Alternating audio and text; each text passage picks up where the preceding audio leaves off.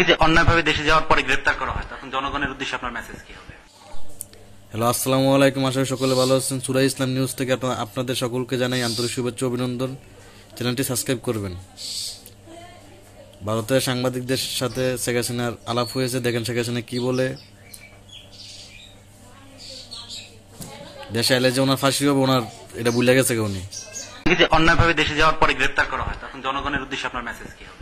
জনগণের উদ্দেশ্যে আমার একটাই কথা যে আমি জনগণের স্বার্থে রাজনীতি করি, জনগণের কল্যাণে রাজনীতি করি, জনগণের জন্য আমি যে কোনো ত্যাগ স্বীকারে আমি প্রস্তুত। আমি জনগণের কাছে বিচার চাইবো। যদি অন্যায়ভাবে দেশে যাওয়ার পরে গ্রেফতার করা হয় তখন জনগণের উদ্দেশ্যে আপনার মেসেজ কি হবে? জনগণের উদ্দেশ্যে আমার একটাই কথা যে আমি জনগণের স্বার্থে রাজনীতি করি, জনগণের কল্যাণে রাজনীতি করি, জনগণের জন্য আমি যে কোনো ত্যাগ স্বীকারে আমি প্রস্তুত। আমি জনগণের কাছে বিচার চাইবো। যদি অন্যায়ভাবে দেশে যাওয়ার পরে গ্রেফতার করা হয় তখন জনগণের উদ্দেশ্যে আপনার মেসেজ কি হবে? জনগণের উদ্দেশ্যে আমার একটাই কথা যে আমি জনগণের স্বার্থে রাজনীতি করি, জনগণের কল্যাণে রাজনীতি করি, জনগণের জন্য আমি যে কোনো ত্যাগ স্বীকারে আমি প্রস্তুত। আমি জনগণের কাছে বিচার চাইবো।